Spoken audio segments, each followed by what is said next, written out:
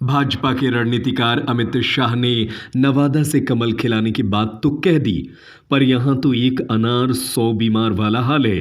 हालांकि बीजेपी ने नवादा लोकसभा से उम्मीदवार लगभग तय कर दी थी, पर नवादा में स्थानीय मुद्दा के लगातार हावी होने के कारण बीजेपी ने फिर से यहां के लिए उपयुक्त उम्मीदवार पर विचार करना शुरू कर दिया है। राज्यसभा सदस्य विवेक ठाकुर के बारे में यह चर्चा परवान पर थी कि नवादा लोकसभा से चुनाव लड़ेंगे। इनके यहां चुनाव लड़ने से राज्यसभा का पद जो रिक्त होगा वह वादे के मुताबिक लोजपा आर को चला जाएगा, पर फिलहाल अभी इस निर्णय पर विराम लगा है।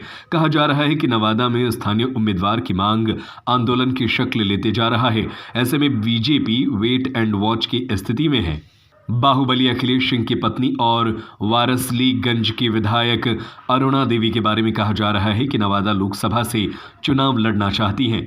वारसलीगंज नवादा लोकसभा के अंदर आने वाली विधानसभा सीटों में से एक है। विचार यह हो रहा है कि जदयू ने तो आनंद मोहन की पत्नी लवली आनंद के नाम पर महिला उम्मीदवार का कोटा पूरा कर लिया है, पर भाजपा की किसी भी लोकसभा सीट पर महिला उम्मीदवार का नाम अभी तक चर्चा में नहीं आया है। अरुणा देवी को लेकर बात हो रही है। यहां से उम्मीदवारी के बाद बीजेपी का महिला मुद्दा भी पूरा हो जाएगा।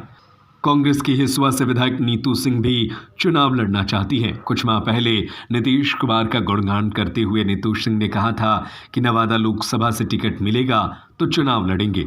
टिकट मिलने के आश्वासन पर वे कांग्रेस से नाता तोड़ लेंगी। दूसरी ओर बीजेपी की नजर चंदन सिंह पर भी है। वर्तमान सांसद चंदन सिंह को लेकर भी भाजपा में चर्चा हो रही है। उनके अनुभव का उपयोग भी करना चाह रही है। चर्चा तो यहां तक हो गई थी कि वे शीघ्र भाजपा की सदस्यता लेने जा रही हैं, पर ऐसा नहीं हुआ।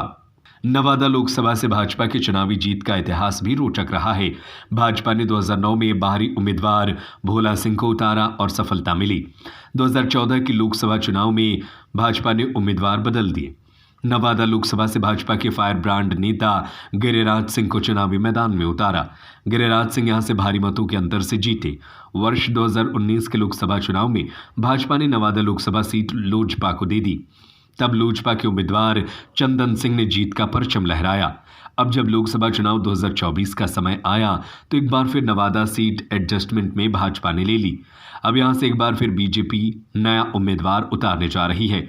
अब ये उम्मीदवार बाहरी होते हैं या स्थानीय, ये कुछ दिन बाद पता चल जाएगा।